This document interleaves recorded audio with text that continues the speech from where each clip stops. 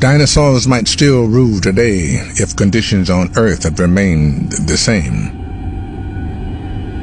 But everything was about to change, and in just one day.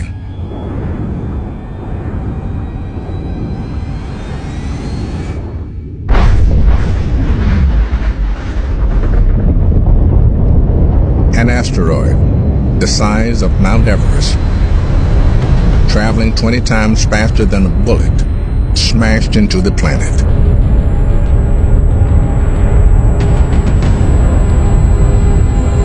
It blew a hole 20 kilometers deep and 180 wide,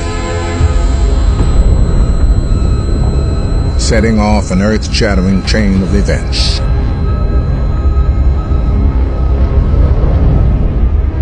Rising